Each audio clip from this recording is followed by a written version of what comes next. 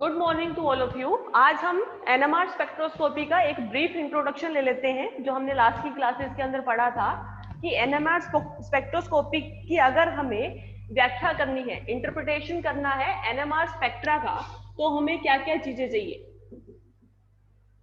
अगर हमें क्या करना है, स्टडी करनी है एनएमआर स्पेक्ट्रा की, तो हमें उसके लिए कौन कौन से कंपोनेंट पता होने चाहिए जो कि उस स्पेक्ट्रा से हमें मिलते हैं, या फिर हमें अननोन कंपाउंड अगर दिया गया है तो उससे हम वो स्पेक्ट्रम बना सके। दोनों तरह के क्वेश्चन इसमें आ सकते हैं। ठीक है, तो एक चीज हमने देखी थी क्या कि नंबर ऑफ सिग्नल्स कितने होते हैं, किसी भी मॉलिक्यूल के अंदर कितने नंबर ऑफ प्रोटॉन हैं, उतने ही number of signal NMR spectra के अंदर हमें मिलते हैं। तो पहला जो हमारा पॉइंट था वो क्या था, नंबर ऑफ सिग्नल्स। ठीक है, संकेतों की संख्या कितनी है किसी भी मॉलिक्यूल के अंदर। जितनी संकेतों की संख्या होगी यानी उतने ही अलग अलग टाइप के प्रोटॉन होंगे। अगर हम प्रोटॉन एनएमआर कर रहे हैं, ठीक है, ये मान लो हमारा प्रोटॉन एनएमआर चल रहा है, अगर कार्बन एनएमआर होता तो यहाँ पर नंबर ऑफ सिग्नल्स किसके कारण होते, जो आपके अलग अलग प्रकार के कार्बन प्रेजेंट है उस मॉलिक्यूल के अंदर।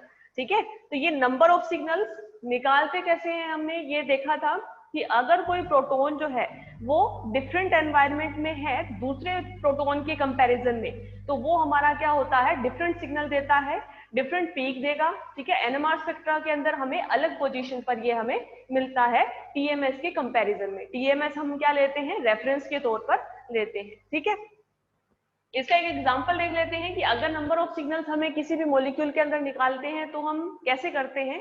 तो जैसे हमने लिया एथिनॉल, ठीक है, एथेनॉल के अंदर हमें ये देखना है कि यहाँ पर हाइड्रोजन या प्रोटॉन एनएमआर के अंदर कितने नंबर ऑफ सिग्नल्स मिलेंगे। तो हम क्या देखते हैं कि जितने यहाँ पर प्रोटॉन प्रेजेंट है उन सबका हम एनवायरनमेंट चेक करते हैं। एनवायरनमेंट का मतलब क्या है कि इसके सराउंडिंग में कौन कौन से मॉलिक्यूल है, ठीक है, वो चेक करते हैं। अगर वो डिफरेंट है तो प्रोटॉन अलग अलग सिग्नल देंगे, अगर उसका एनवायरनमेंट सेम है तो वो प्रोटॉन सेम सिग्नल देंगे। ठीक है, यहाँ पर देखो कि ये हमारा क्या है, sp3 कार्बन है। इस sp3 कार्बन के ऊपर 3 प्रोटॉन 3 हाइड्रोजन जुड़े हुए हैं। ठीक है, इन 3 हाइड्रोजन के पास में क्या है, एक CH2 है और उसके बाद में OH है, यानी इन तीनों हाइड्रोजन केस का सिग्नल जो है वो हमें एक मिलेगा। क्यों, क्योंकि तीनों हाइड्रोजन sp3 है, तो यहाँ पर ये स्ट्रक्चर कौन सी होगी, टेट्राहेड्रल होगी। ठीक है, चतुष्फलकीय होगी। अगर ये चतुष्फलकीय संरचना है तो क्या होगा, ये जो बॉन्ड है चारों, 3 हाइड्रोजन के और एक कार्बन वाला जो बॉन्ड है, ये चारों क्या होंगे, सेम एंगल पर होंगे। टेट्राहेड्रल स्ट्रक्चर में सेम एंगल होता है 109 डिग्री 28 मिनट का। ठीक है, तो ये क्या है, इक्वल डिस्टेंस पे है। तो इन तीनों प्रोटॉन की इक्वल डिस्टेंस से ये CH2 जो है, मिथाइल जो है, ये क्या होता है, सेम डिस्टेंस पे होगा और उसके बाद में OH होगा, यानी तीनों के तीनों प्रोटॉन जो है उसका एनवायरनमेंट क्या होगा, सेम होगा। अगर तीनों का एनवायरनमेंट सेम है तो यहाँ पर हमें सिग्नल भी क्या मिलेगा, एक सिंगल सिग्नल मिलेगा इन 3 प्रोटॉन की वजह से। ठीक है, अब अगर बात करें इस CH2 की, तो ये भी है तो sp3 कार्बन ही, लेकिन इस कार्बन पर जुड़े हुए प्रोटॉन और इस कार्बन पर जुड़े हुए प्रोटॉन में सिग्नल का डिफरेंस आएगा। क्यों आएगा, क्योंकि इस कार्बन पर ये जुड़े हुए हाइड्रोजन जो है इनके पास ऑक्सीजन है, जस्ट पास में ऑक्सीजन है, जो ज्यादा इलेक्ट्रोनेगेटिव होता है, ज्यादा विद्युत ऋणी होता है। लेकिन इस वाले कार्बन से आगे एक और कार्बन आता है, फिर ऑक्सीजन आता है, यानी इस कार्बन पे जुड़े हुए दोनों हाइड्रोजन का सिग्नल हमें इस कार्बन पे जुड़े हुए हाइड्रोजन के सिग्नल से डिफरेंट मिलेगा, अलग मिलेगा, और ये क्या होगा, हमारा सेकंड नंबर ऑफ सिग्नल होगा। ठीक है, ये हमारा क्या होगा, दूसरा सिग्नल होगा। किसकी वजह से होगा, इन दोनों प्रोटॉन की वजह से होगा। अब ये कार्बन तो sp3 ही है, तो इसके चारों जो बॉन्ड है वो क्या होंगे, टेट्राहेड्रल होंगे। ठीक है, यानी 109 डिग्री 28 मिनट पे होंगे, इक्वल डिस्टेंस पे होंगे, इक्वल एंगल पे होंगे। तो ये जो दोनों प्रोटॉन है इन दोनों का सिग्नल क्या मिलेगा, सेम मिलेगा। ठीक है, तो यहाँ पर नंबर ऑफ सिग्नल कितने हो गए हमारे, टोटल 2। ठीक है, तो हमें अगर एनएमआर स्पेक्ट्रा का इंटरप्रिटेशन करना है, एनएमआर स्पेक्ट्रा की व्याख्या करनी है, तो उसके लिए हमें सबसे पहले पता होना चाहिए कि अगर हमारे पास अननोन कंपाउंड दिया हुआ है या फिर ये नॉन कंपाउंड दिया हुआ है, तो इसमें नंबर ऑफ सिग्नल्स यानी नंबर ऑफ प्रोटॉन कितने टाइप के हैं।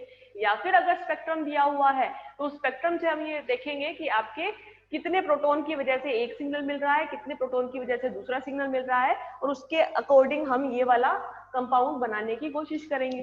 ठीक है, दूसरा इसके अंदर आपको क्या पता होना चाहिए कि जो इंटेंसिटी है या तीव्रता जो होती है सिग्नल की, ये कितनी होगी। अब ये तीव्रता कैसे देखते हैं हम कि ये जो आपके प्रोटॉन है, कितने प्रोटॉन की वजह से एक सिग्नल मिलता है, ठीक है, वो हमारी क्या होगी, उसकी इंटेंसिटी होगी। अगर ये 3 प्रोटॉन एक सिग्नल दे रहे हैं तो उस सिग्नल की इंटेंसिटी ज्यादा होगी। अगर ये 2 दे रहे हैं तो इसकी जो इंटेंसिटी है ये CH3 वाले के कंपैरिजन में क्या होगी, कम होगी, क्योंकि एक जैसे 3 प्रोटॉन है तो जितने ज्यादा प्रोटॉन एक जैसे होंगे उतने ही आपको पीक जो है वो शार्प मिलती है, उतना ही आपको इंटेंस सिग्नल मिलता है, ठीक है। जितने प्रोटॉन कम सेम होंगे तो उतना ही आपकी इंटेंसिटी जो है उस सिग्नल की कम होगी। तो हम इंटेंसिटी ऑफ सिग्नल कैसे निकालते हैं कि कितने नंबर ऑफ प्रोटॉन जो है वो सेम सिग्नल दे रहे हैं। यहाँ पे देखो तो ये 3 हाइड्रोजन है वो एक सिग्नल दे रहे हैं और ये 2 हाइड्रोजन एक सिग्नल दे रहे हैं। तो जो इन दोनों की पीक्स की इंटेंसिटी होगी, इन दोनों के शिखर की जो इंटेंसिटी होगी स्पेक्ट्रम के अंदर, वो क्या होगी, 3:2 होगी, ठीक है। इसके बाद में तीसरी चीज हमने क्या पढ़ी थी इसके अंदर, केमिकल शिफ्ट,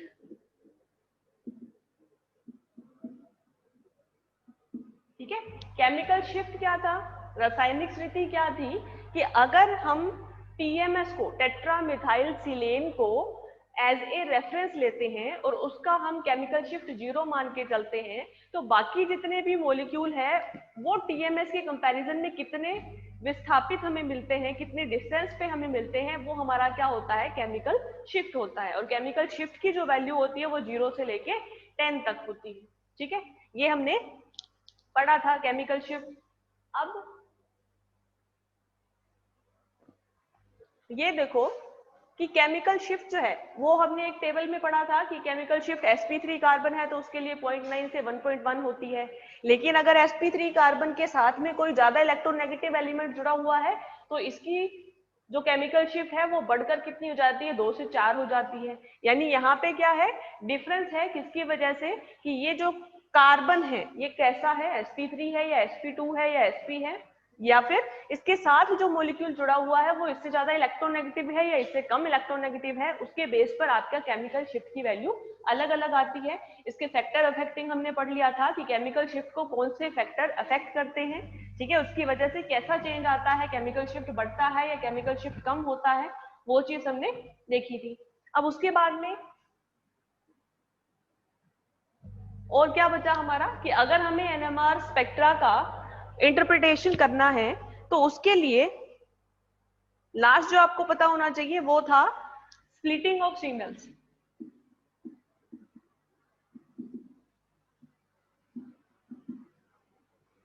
ठीक है, या फिर क्या है ये सिग्नल का विरपाटन, ठीक है, संकेतों का विरपाटन। ये विरपाटन भी हमने पढ़ा था किस तरह से होता है कि ये जो विरपाटन है ये किसकी वजह से होता है, अगर इस कार्बन पर जुड़े हुए इन प्रोटॉन्स की अगर हम बात करते हैं तो इनका हमें एक सिग्नल मिलता है, 3 प्रोटॉन की वजह से एक सिग्नल, लेकिन ये एक सिग्नल भी आगे क्या हो जाता है, स्प्लिट हो जाता है। लेकिन किसके कारण स्प्लिट होता है, इसके नेबर में यानी इसके पड़ोस में प्रेजेंट इन दोनों प्रोटॉन की वजह से ये क्या होता है, स्प्लिट होता है। लेकिन कितने पार्ट्स में स्प्लिट होता है, ये 2 अगर है तो हाइड्रोजन NMR के अंदर ये 3 पार्ट्स में स्प्लिट हो जाएगा। यानी ये जो कार्बन है यानी ए टाइप के जो हाइड्रोजन है इनका एक सिग्नल जो है वो स्प्लिट होगा, किसके कारण, इन 2 प्रोटॉन बी की वजह से, कितने पार्ट्स में, 3 पार्ट्स में। कैसे निकालते हैं ये हम, 2ni+1 से, ठीक है। और अगर प्रोटॉन NMR की बात कर रहे हैं तो उसके लिए डायरेक्ट हम फॉर्मूला लगाते हैं n+1 का कि कितने नंबर ऑफ प्रोटॉन है उससे एक ज्यादा पार्ट्स में ये सिग्नल इसका स्प्लिट हो जाता है। तो CH3 का सिग्नल स्प्लिट होता है कितने, 3 पार्ट्स में, और CH2 का जो सिग्नल है वो कितने पार्ट्स में स्प्लिट होगा, ये नेबर में 3 है तो 4 पार्ट्स में, ठीक है।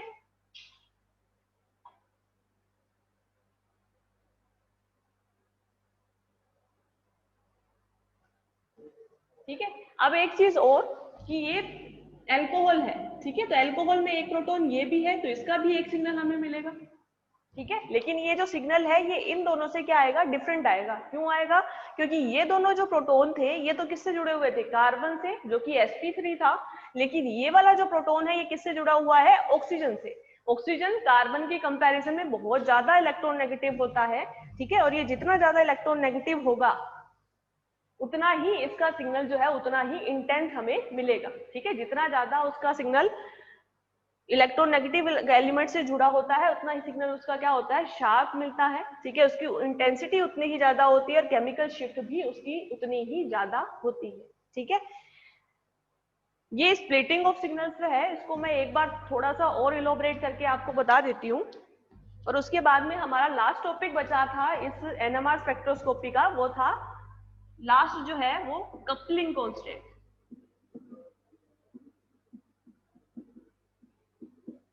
ठीक है। युग्मन गुणांक, ये हमारा लास्ट टॉपिक बचा था। उसके बाद में हमें एग्जांपल्स पढ़ने थे कि एनएमआर स्पेक्ट्रोस्कोपी के अंदर कौन कौन से तरह के एग्जांपल्स हम लेते हैं, उसका स्पेक्ट्रा किससे बनता है, अगर स्पेक्ट्रा दिया हुआ है तो इससे हम कंपाउंड कैसे बनाते हैं। ठीक है। तो एक बार मैं इसको और रिवाइज कर देती हूँ। पीछे की क्लास में हमने यहाँ पे छोड़ा था कि स्प्लिटिंग ऑफ सिग्नल्स कैसे होती है, किसकी वजह से होती है और कितने पार्ट्स में होती है। ठीक है। और फिर हम क्या पढ़ेंगे, कपलिंग कांस्टेंट। और उसके बाद में एग्जांपल्स लेंगे अपने कि कौन कौन से एग्जांपल्स हैं एनएमआर स्पेक्ट्रोस्कोपी के अंदर।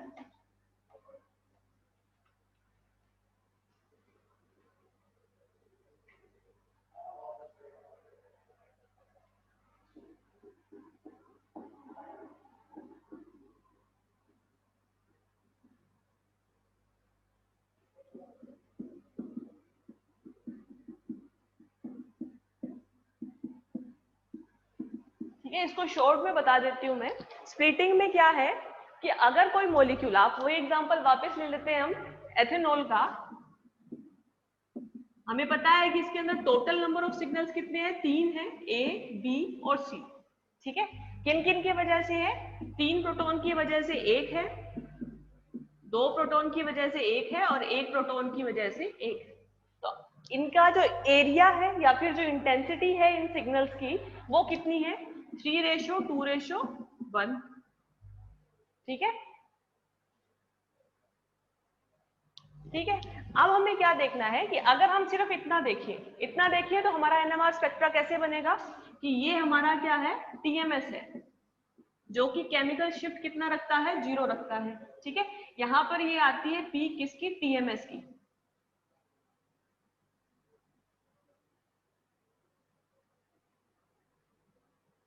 ठीक है। अब क्या है कि ये जितने भी प्रोटॉन्स हैं इनकी केमिकल शिफ्ट के अकॉर्डिंग इनका सिग्नल मिलेगा हमें। ठीक है। अब आपका ये जो कार्बन है ये क्या है, sp3 है। ठीक है। sp3 का हमें पता है केमिकल शिफ्ट 0.9 से 1.1 के बीच में होता है। ठीक है। तो यहाँ पर इन 3 प्रोटॉन की वजह से इसका जो सिग्नल मिलेगा वो मान लिया हमने 1 पे मिल गया। ठीक है। 3 प्रोटॉन है उसकी वजह से ये 1 पे मिला। ये किसकी वजह से है, 3Ha की वजह से।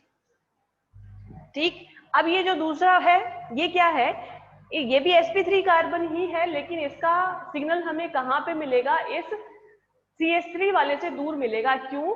क्योंकि इस sp3 कार्बन के साथ एक ज्यादा इलेक्ट्रॉन नेगेटिव एलिमेंट जुड़ा हुआ है, ऑक्सीजन जुड़ा हुआ है। ठीक है। इसकी वजह से इसका जो केमिकल शिफ्ट है वो बढ़ जाता है, क्योंकि यहाँ पे डी शील्डिंग हो जाती है। इससे इलेक्ट्रॉन जो है वो क्या करेगा, ऑक्सीजन अपनी तरफ अट्रैक्ट कर लेगा। ठीक है। यहाँ पे इलेक्ट्रॉन डेंसिटी कम हो जाएगी। अगर इलेक्ट्रॉन डेंसिटी कम होती है तो डी शील्डिंग होती है, डी शील्डिंग होती है तो केमिकल शिफ्ट आपका बढ़ता है। ठीक है। तो यहाँ पे क्या है, इसकी जो वैल्यू आएगी ये क्या आती है, 204 के लगभग आती है। ठीक है। तो हम इसे क्या मान लेते हैं कि ये जो सिग्नल मिला ये हमें मिल गया 2 पे। केमिकल शिफ्ट की वैल्यू है ये 2 पे मिलेगा, लेकिन इसकी जो इंटेंसिटी है यानी ये जो पीक है ये क्या होगी, इन 3 प्रोटॉन से कम होगी, क्योंकि ये एक जैसे 3 प्रोटॉन है, ये एक जैसे सिर्फ 2 ही प्रोटॉन है। तो ये दोनों सिग्नल जो है इनकी इंटेंसिटी जो है वो 3:2 के अंदर होगी। ठीक। अब बचा तीसरा। अब ये जो तीसरा है ये क्या है, एल्कोहलिक हाइड्रोजन है। इसकी जो पीक मिलती है ये 9 से 10 ppm पे मिलती है केमिकल शिफ्ट में। ठीक है। तो जो इसका तीसरा है ये मान लो कहीं यहाँ पे मिल रहा है, ये किसकी वजह से, ये HC की वजह से। ठीक, अब क्या स्प्लिटिंग ऑफ सिग्नल्स क्या है। अब ये देखो, ये तो हमारा सिंपल सा स्पेक्ट्रा मिल गया कि अगर हमें सिर्फ इतनी बात पता है कि हमारा नंबर ऑफ प्रोटॉन कितने हैं, उन नंबर ऑफ प्रोटॉन की वजह से कितने सिग्नल हमें उस स्पेक्ट्रा के अंदर मिलेंगे। अब क्या कि ये जो प्रोटॉन है, इनका, इन प्रोटॉन का क्या होता है, खुद का मैग्नेटिक फील्ड होता है। ठीक है, जिसे हम क्या कहते हैं, इंड्यूस्ड या प्रेरित मैग्नेटिक फील्ड या चुंबकीय क्षेत्र कहते हैं। इनका इफेक्ट क्या होता है, इन प्रोटॉन के ऊपर पड़ता है। ठीक है, इन तीन प्रोटॉन्स का जो प्रेरित चुंबकीय क्षेत्र है या फिर इंड्यूस मैग्नेटिक फील्ड है या इनके खुद की वजह से जो चुंबकीय क्षेत्र है, इसका इफेक्ट पड़ता है इसके पड़ोस के इन दो प्रोटॉन के ऊपर, जिसकी वजह से यहाँ पर जो इसको एक्सटर्नल मैग्नेटिक फील्ड चाहिए उसकी वैल्यू हमें कम मिलेगी, कम चाहिए होगा। अगर हम बाहर से रेडिएशन डालते हैं, आपने पहले इसका स्पेक्ट्रोमीटर पढ़ा होगा एनएमआर के अंदर, उसमें क्या था, हम क्या करते हैं कि इस मॉलिक्यूल को किसके बीच में रखते हैं, एक्सटर्नल मैग्नेटिक फील्ड बाह्य चुंबकीय क्षेत्र के बीच में रखते हैं। तो इस मॉलिक्यूल का खुद का चुंबकीय क्षेत्र होता है, उसके साथ साथ बाह्य चुंबकीय क्षेत्र होता है, उन दोनों में आपस में रेजोनेंस या अनुनाद होता है, तब हमें ये क्या मिलता है, सिग्नल मिलता है। ठीक है, तो दोनों तरह के जो मैग्नेटिक फील्ड है वो क्या करने चाहिए, रेजोनेंस करने चाहिए। ठीक है, रेजोनेंस का मतलब क्या है, दोनों सेम फेज में होने चाहिए, यानी सेम इंटेंसिटी में होने चाहिए। अगर सेम इंटेंसिटी हमें चाहिए तो ये जो प्रोटॉन है, इनकी खुद की वजह से जो आपको मैग्नेटिक फील्ड मिल रहा है, ठीक है, उसको हम बाह्य जो चुंबकीय क्षेत्र है, एक्सटर्नल मैग्नेटिक फील्ड की फेज में लाने की कोशिश करते हैं। तो इसका इसके ऊपर भी इफेक्ट पड़ता है, इसका इसके ऊपर इफेक्ट पड़ता है। तो ये जो इंड्यूस मैग्नेटिक फील्ड इस खुद के मॉलिक्यूल की वजह से होता है, वो इंक्रीज हो जाता है। तो जो आपका एक्सटर्नल मैग्नेटिक फील्ड है वो आपको कम लगाना पड़ता है, तो आपको रेजोनेंस कम मैग्नेटिक फील्ड पे हमें मिल जाता है, सिग्नल हमें कम मैग्नेटिक फील्ड पे मिल जाता है। यानी क्या हुआ कि ये जो तीनों प्रोटॉन है ये इफेक्ट डालते हैं किसके ऊपर, इन दोनों प्रोटॉन के ऊपर। ये दोनों प्रोटॉन किस पे इफेक्ट डालते हैं, इन तीनों प्रोटॉन के ऊपर। ठीक है, तो इनकी वजह से क्या होता है कि इनका ये जो सिग्नल है, जो एक एक सिग्नल मिल रहा था, ये क्या हो जाता है, स्प्लिट हो जाता है, विरपाटित हो जाता है। लेकिन ये कितने पार्ट्स में विरपाटित होगा, उसकी इंटेंसिटी क्या होगी, ठीक है, वो हमें देखना है।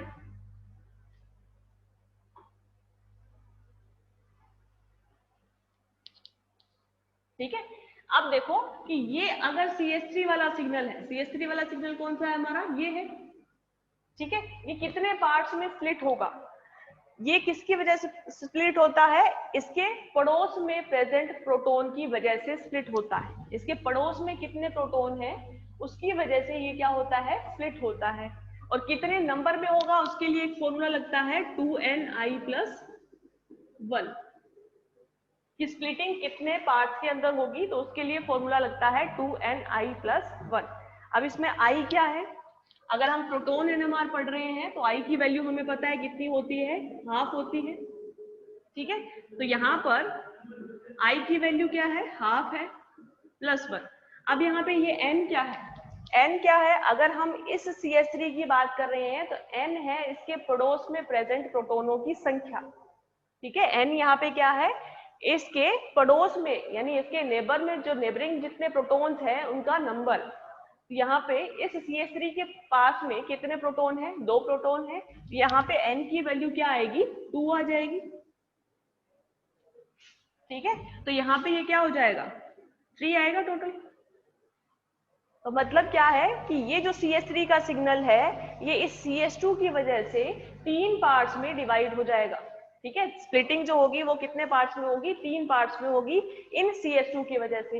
इसलिए हम ये कहते हैं कि अगर हम प्रोटॉन एनएमआर ले रहे हैं तो हम क्या करते हैं, i की वैल्यू ऑलरेडी लिख देते हैं, कितनी होती है, हाफ होती है, 2ni+1 हमारा फॉर्मूला है।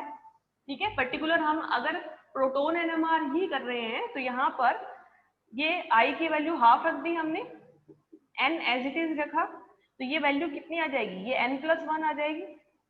यानी नेबरिंग जितने प्रोटॉन है उससे एक अधिक पार्ट में ये हमारा सिग्नल जो है वो क्या हो जाता है, स्प्लिट हो जाता है। ठीक है, तो अब ये CH3 का जो सिग्नल है ये इन 2 प्रोटॉन की वजह से कितने पार्ट्स में स्प्लिट होगा, 2 + 1 3 में। ठीक है, 3 में मतलब ये वाला जो सिग्नल है ये 3 पार्ट्स में स्प्लिट हो जाएगा। लेकिन ये जो 3 पार्ट्स है इनकी इंटेंसिटी क्या होगी, इनकी इंटेंसिटी भी सेम नहीं होती है, वो कैसे होती है वो भी बताऊंगी आपको। लेकिन पहले ये देखो कि ये आपका जो सिग्नल है ये क्या होगा, 3 पार्ट्स में डिवाइड हो जाएगा। किसकी वजह से? इन दोनों प्रोटॉन के कारण जो इंड्यूस मैग्नेटिक फील्ड होता है उसकी वजह से। ठीक है, तो यहाँ पे ये 3 पार्ट्स में कैसे डिवाइड होगा?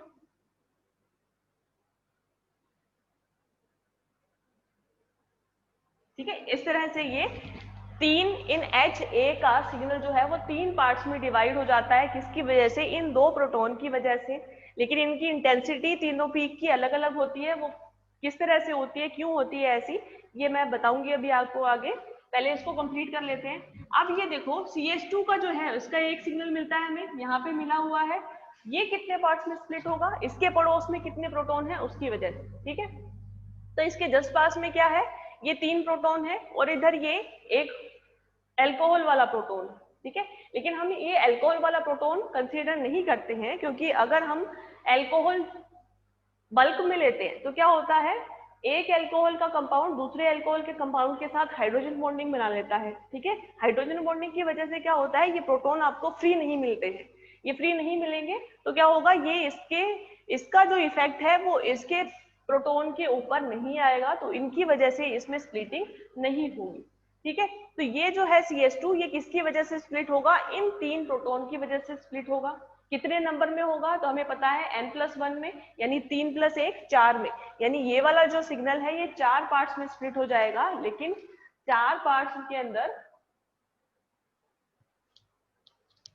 कैसे होगा, इंटेंसिटी क्या होगी इसकी? ये जो इंटेंसिटी है ये क्या है, 1:1 है। और ये जो 4 पार्ट्स में डिवाइड होगा ये होगी 1:3:3:1 में। ठीक है, तो ये इस तरह से हमें क्या मिलता है, सिग्नल मिलता है कि अगर हम इस मॉलिक्यूल का NMR स्पेक्ट्रा देखेंगे तो हमें इस तरह से मिलेगा, ना कि यहाँ पर दोनों एक सिंगल पीक। ठीक है, दोनों सिंगल पीक नहीं मिलती है, स्प्लिट होकर हमें इस फॉर्म में मिलती है। ठीक है, अब ये जो इंटेंसिटी है ये इस तरह से कैसे आई, ये देखो।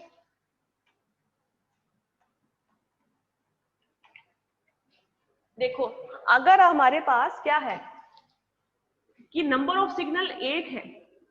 ठीक है, नंबर ऑफ सिग्नल 1 है, मतलब क्या है कि आपके पास पड़ोस में सिर्फ अगर HA है, एक ही प्रोटॉन है, तो एक प्रोटॉन जो है वो उसका मैग्नेटिक फील्ड या तो अप डायरेक्शन में हो सकता है या फिर डाउन के डायरेक्शन में हो सकता है। ठीक है, अगर ये है तो ये जो है सिग्नल ये हमें कैसे मिलेगा, 1:1 में मिलेगा। दो ही पॉसिबिलिटी हो सकती है, एक सिग्नल है तो या तो ये अपवर्ड डायरेक्शन के अंदर होगा या फिर ये डाउनवर्ड डायरेक्शन के अंदर होगा। इंटेंसिटी इनकी क्या होगी, 1:1 होगी। ठीक है, अगर हमारे पास पड़ोस के प्रोटॉन 2 हैं, ठीक है, तो 2 प्रोटॉन के पेयर कितने बन सकते हैं हमारे पास, 3 पेयर बन सकते हैं। कैसे, कि या तो दोनों ऊपर की तरफ हो, यानी दोनों अपवर्ड डायरेक्शन के अंदर हो, ये क्या है इनका इंड्यूस्ड मैग्नेटिक फील्ड की डायरेक्शन है, प्रेरित चुंबकीय क्षेत्र की दिशा है। ठीक है, जो हम राइट हैंड थंब रूल से देखते हैं। या फिर ये क्या हो सकते हैं, दोनों डाउनवर्ड डायरेक्शन में हो सकते हैं, नीचे की तरफ हो सकते हैं। या फिर एक पॉसिबिलिटी क्या बनती है कि एक ऊपर एक नीचे, या एक नीचे एक ऊपर। ठीक है, तो ये 4 पॉसिबिलिटी बनती है, जिसमें से ये दोनों अलग है और ये दोनों क्या होती है, सेम होती है। तो ये क्या होगा, इसकी इंटेंसिटी 1:2:1 होगी। यही चीज हमने यहाँ पे की थी कि ये जो 3 प्रोटॉन है इनका सिग्नल स्प्लिट होता है इन 2 प्रोटॉन की वजह से। अगर ये 2 प्रोटॉन की वजह से होता है तो इसकी पॉसिबिलिटी जो होती है वो 1:2:1 की होती है। तो ये जो आपकी इंटेंसिटी आएगी इस सिग्नल की, ये 1:2:1 आएगी। ठीक है, और अगर हमारे पास 3 प्रोटॉन है, जैसे ये था, इसकी जो सिग्नल है वो स्प्लिट होता है इन 3 प्रोटॉन की वजह से, तो इनकी जो इंटेंसिटी है वो कैसे आएगी। अब 3 प्रोटॉन का पेयर ले लो, या तो ये तीनों ऊपर की तरफ होंगे या ये तीनों नीचे की तरफ होंगे। ठीक है, या फिर इनकी 6 पॉसिबिलिटी और होगी, जिसके अंदर क्या है, 2 ऊपर एक नीचे, 2 नीचे एक ऊपर। ठीक है, ये 3 ऐसी पॉसिबिलिटी और बन जाएगी। तो ये इसका जो इंटेंसिटी रेशो होता है वो क्या होता है, 1:3:3:1 होता है। तो यहाँ पर ये जो सिग्नल स्प्लिट होता है ये 4 पार्ट्स में होता है, 1:3:3:1 में होता है। ठीक है, तो ये आपका स्प्लिटिंग ऑफ सिग्नल था। और इनको बोलते क्या है कि अगर आपका सिग्नल स्प्लिट नहीं होता है, ठीक है, तो वो क्या होता है सिंगलेट। अगर एक पार्ट में स्प्लिट होता है तो वो क्या होता है डबलेट। ये क्या होगा ट्रिपलेट, ये क्या होगा क्वार्टेट। ठीक है, चतुष्क, द्विक, त्रिक, इस तरह से। तो लास्ट जो क्लास के अंदर हमने छोड़ा था वो हमारा लास्ट टॉपिक बचा था अब कौन सा, कपलिंग कांस्टेंट। ये हम नेक्स्ट क्लास के अंदर पढ़ेंगे और फिर हम हमारे एग्जांपल्स पढ़ेंगे। ठीक है, कपलिंग कांस्टेंट इसको कैपिटल जे से लिखा जाता है। ठीक है।